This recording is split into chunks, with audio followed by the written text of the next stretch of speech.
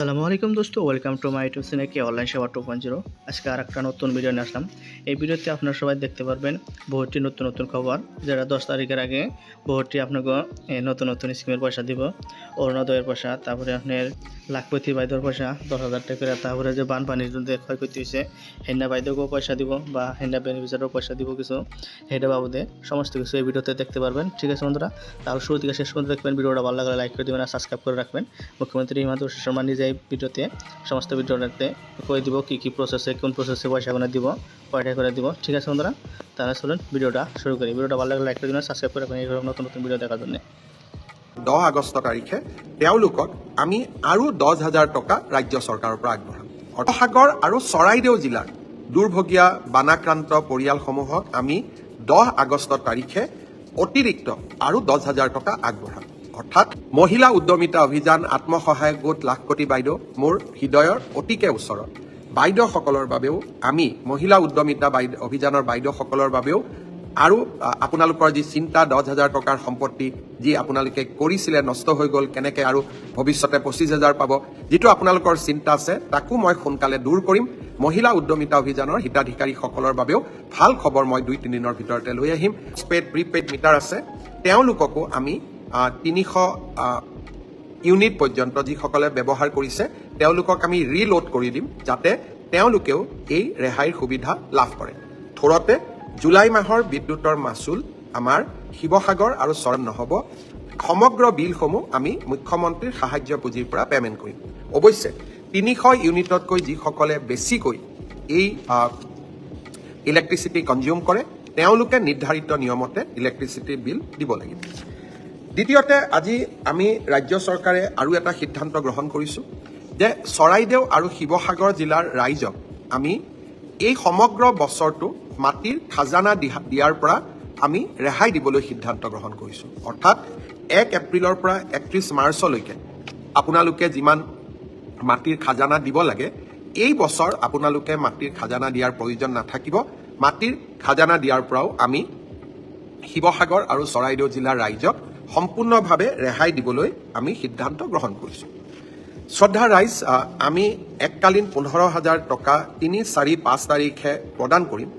ইয়াৰ পিছতো যিসকল লোক ঘৰলৈ উভতি যাব নোৱাৰিব বা তেওঁলোকক আৰু ধনৰ প্ৰয়োজন হ'ব, অহা মাহৰ 10 তাৰিখে অৰ্থাৎ 10 আগষ্ট তাৰিখে তেওঁলোকক আমি আৰু 10,000 টকা ৰাজ্য চৰকাৰৰ পৰা আগবঢ়াম। অৰ্থাৎ 3, 4, 5 তাৰিখে 15,000 টকা আমাৰ পৰিয়ালসকলে লাভ কৰিব।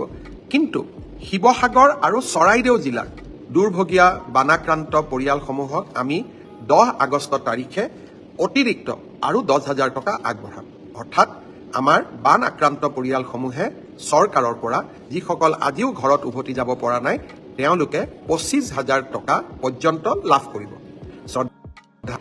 ৰাজ্য চৰকাৰে আপোনালোকক সেৱা কৰাৰ বাবে নিৰবিচ্ছিন্ন প্ৰচেষ্টা চলাই যাব। শিৱসাগৰ আৰু চৰাইদেউ জিলাৰ বানাক্ৰান্ত ৰাইজৰ লগত আমি থিয় হৈ থাকিম। সেই প্ৰতিশ্ৰুতি প্ৰথম দিনত আছিলে আৰু সেই প্ৰতিশ্ৰুতি শেষলৈ থাকিব।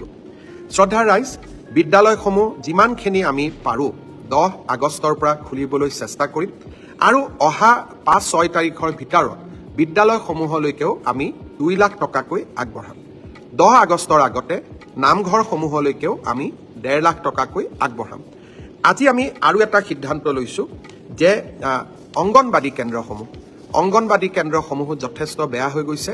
অংগনবাদী কেন্দ্ৰসমূহলৈও আমি 2 লাখৰ পৰা 2.5 লাখ টকা অংগনবাদী কেন্দ্ৰ ৰিপেয়াৰিং কৰাৰ কাৰণে, তাত যিবিলাক আমাৰ সৰু ল'ৰাৰ খেলাৰ সা সঁজুলি আছিল তাক পুনৰ কিনিবৰ বাবে আমি অংগনবাদী কেন্দ্ৰসমূহলৈকেও আমি পুনৰ 2 লাখ আৰু বা 2,50,000 টকা যি ধৰণে যাৰ প্ৰয়োজন তেনেকে আমি আগবঢ়াবলৈ সিদ্ধান্ত গ্ৰহণ কৰিছোঁ। এতিয়া মই আজিৰ আটাইতকৈ প্ৰয়োজনীয় যিটো কথা, যাৰ কাৰণে মই ফেচবুক লাইভলৈকে আহিছোঁ, সেই বিষয়ে ঘোষণা কৰিব খুজিছোঁ। আজি মই যিহেতু অহা কালি পৰহি মই উজনি অসমত থাকিম, 5 তাৰিখলৈকে নৰখি মই আজিয়েই আমাৰ ৰাজ্যৰ বীমা কোম্পানীসমূহক মোৰ কাৰ্যালয়লৈ নিমন্ত্ৰণ কৰিছিলোঁ। আপোনালোকে জানি ভাল পাব, কেন্দ্ৰীয় চৰকাৰে ইতিমধ্যে বীমা কোম্পানীসমূহক বীমাৰ ধন নিষ্পত্তি কৰিবলৈ বিশেষ নিৰ্দেশ প্ৰেৰণ কৰিছে। সেই নিৰ্দেশৰ পৰিপ্ৰেক্ষিতত আজি মোৰ কাৰ্যালয়ত মই ৰাজ্যৰ বিত্তমন্ত্ৰী আৰু ৰাজ্যৰ মুখ্য সচিব আমি সকলোৱে লগ হৈ ৪৬টা বীমা কোম্পানীৰ অধ্যক্ষ, পৰিচালন সঞ্চালক, মুখ্য কাৰ্যবাহী বিষয়া আৰু জ্যেষ্ঠ প্ৰশাসনিক বিষয়াসমূহৰ লগত আমি কথা পাতিছিলোঁ। ইয়াত জীৱন বীমাও আছে, স্বাস্থ্য বীমাও আছে, মটৰ বীমাও আছে, সম্পত্তি বীমাও আছে, ব্যৱসায়িক আৰু বাণিজ্যিক বীমাৰ সৈতে জড়িত প্ৰতিষ্ঠানসমূহো আছে। এতিয়া আমি কি সিদ্ধান্ত গ্ৰহণ কৰিলোঁ? বীমাৰ আঁচনিসমূহ যাতে বা বীমাৰ ক্লেইমসমূহ, ইঞ্চুৰেঞ্চ ক্লেইমসমূহ যাতে তৎকালীনভাৱে নিষ্পত্তি কৰিব পাৰে, সেইবাবে সকলো বীমা কোম্পানীয়ে একোগৰাকী নডেল বিষয়া আৰু জিলা বিষয়া শিৱসাগৰ, চৰাইদেউ, যোৰহাট আৰু গোলাঘাট জিলা নিযুক্তি কৰিব। সপ্তাহৰ 7 দিন আৰু 24 ঘণ্টা সক্ৰিয় হেল্পলাইনৰ তেওঁলোকে ব্যৱস্থা কৰিব। তেওঁলোকে বিশেষ হেল্প ডেস্ক স্থাপন কৰিব আৰু অগ্ৰাধিকাৰ ভিত্তিত শিৱসাগৰ, চৰাইদেউ, যোৰহাট, গোলাঘাট জিলাৰ ৰাইজৰ বান আক্ৰান্ত ৰাজ্যৰ বীমাসমূহ নিষ্পত্তি কৰিবৰ বাবে তেওঁলোকে প্ৰচেষ্টা কৰিব আৰু য'ত প্ৰয়োজন হয় ফাইনেল ক্লেইম নোহোৱালৈকে, ফাইনেল ক্লেইমৰ সিদ্ধান্ত নোহোৱালৈকে অন্তৰ্বৰ্তীকালীন ইণ্টেৰিম ক্লেইম তেওঁলোকে আমাৰ ৰাইজৰ বাবে মঞ্জুৰি কৰিব। আৰু আমি কৈছিলোঁ যে এই সময়ত ৰাইজে নথি পত্ৰ জমা দিয়াৰ ক্ষেত্ৰত বহুত অসুবিধা পৰিব। বীমা কোম্পানীসকলে মোক প্ৰতিশ্ৰুতি দিছে যে যিমান সম্ভৱ ন্যূনতম নথি পত্ৰৰ ওপৰত বীমাৰ দাবী নিষ্পত্তি কৰাৰ বাবে তেওঁলোকে প্ৰচেষ্টা কৰিব। ইয়াৰ উপৰিও আজি তেওঁলোকে মোক স্পষ্টভাৱে জনাইছে যে তেওঁলোকে এখন চিম্পল ফৰ্ম ব্যৱহাৰ কৰিব, প্ৰয়োজন হ'লে ভিডিঅ'ৰ যোগেদি তেওঁলোকে জৰীপ কৰিব আৰু মটৰ, গৃহ, দোকানদাৰ, বাণিজ্যিক সম্পত্তি, পশুধন আৰু ব্যক্তিগত দুৰ্ঘটনা বীমাৰ দাবীসমূহ অগ্ৰাধিকাৰ ভিত্তিত নিষ্পত্তি কৰিব। সম্পত্তি আৰু বাণিজ্যিক দাবীৰ ক্ষেত্ৰত নথি পত্ৰ নষ্ট হ'লে পলিচিৰ চৰ্ত অনুসৰি পূৰ্বৰ ষ্টক, বেংকৰ নথি অথবা ছেল্ফ ডিক্লেৰেশ্যনৰ ওপৰতো ইঞ্চুৰেঞ্চ ক্লেইম কৰাৰ তেওঁলোকে সুবিধা দিব। আমাৰ বান আক্ৰান্ত যিসকল মৃত্যু হৈছে তেওঁলোকৰ বাবে ডেথ চাৰ্টিফিকেট আদিৰ বাবে অপেক্ষা নকৰি চৰকাৰে দিয়া লিষ্টৰ ওপৰতে ডেথ ক্লেইমসমূহ নিষ্পত্তি কৰি দিয়াৰ বাবেও তেওঁলোকে সিদ্ধান্ত লৈছে। গৃহ বীমাৰ ক্ষেত্ৰত সৰু ক্ষতিৰ দাবীসমূহ ফটো, ভিডিঅ' পৰিদৰ্শন আৰু ছেল্ফ ডিক্লেৰেশ্যনৰ ওপৰতো দ্ৰুত নিষ্পত্তি কৰিবলৈ সিদ্ধান্ত গ্ৰহণ কৰিছে। ইয়াৰ উপৰিও প্ৰধানমন্ত্ৰী জীৱন জ্যোতি বীমা যোজনা, প্ৰধানমন্ত্ৰী সুৰক্ষা বীমা যোজনাৰ দাবীসমূহো সৰ্বোচ্চ অগ্ৰাধিকাৰৰ ভিত্তিত ৰিলিজ কৰিবলৈ তেওঁলোকে সিদ্ধান্ত লৈছে। সেয়েহে মই শিৱসাগৰ, চৰাইদেউ, যোৰহাট, গোলাঘাট জিলাৰ ৰাইজক আন্তৰিকতাৰে সৈতে অনুৰোধ কৰিম যে আপোনালোকে তৎকালীনভাৱে নিজৰ বীমা কোম্পানীসমূহৰ লগত যোগাযোগ স্থাপন কৰক আৰু ক্ষয় ক্ষতিৰ ফটো, ভিডিঅ' আদি সংৰক্ষণ কৰক আৰু বীমা কোম্পানীসমূহে আগবঢ়োৱা এই সুবিধা আপোনালোকে সম্পূৰ্ণৰূপে গ্ৰহণ কৰক।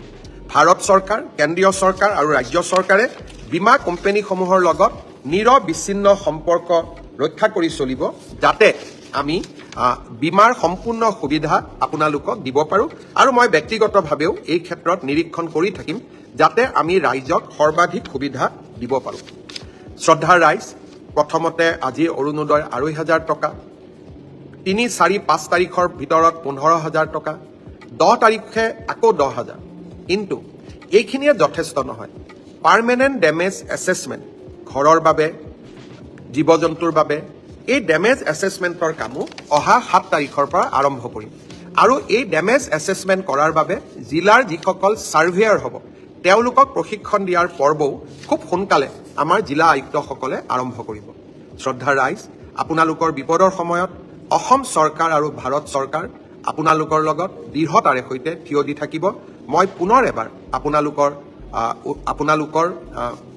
এই দুৰ্ভাগ্যজনক পৰিস্থিতিক সন্মুখীন হ'বলৈ পৰম পিতাই আপোনালোকক শক্তি প্ৰদান কৰক, তাৰ বাবে মই পৰম পিতাৰ ওচৰত আকৌ এবাৰ প্ৰাৰ্থনা জনাইছোঁ। থোৰতে মই আজি কৰা ঘোষণাবিলাক আকৌ এবাৰ কুইকলি আপোনালোকক ক'ব খুজিছোঁ। জুলাই মাহৰ ইলেক্ট্ৰিচিটি বিল আপোনালোকে দিব নালাগে, ৰাজ্য চৰকাৰে এই বিল প্ৰদান কৰিব। খালি এই সুবিধা ৩০০ ইউনিটতকৈ কম ব্যৱহাৰ কৰা উপভোক্তাসকলৰ বাবে মুকলি কৰি দিয়া হৈছে বা তেওঁলোকে এই সুবিধা লাভ কৰিব। শিৱসাগৰ আৰু চৰাইদেউ জিলাৰ ৰাইজে এইবাৰ মাটিৰ খাজানা দিব নালাগে। আগতে মই ঘোষণা কৰা 15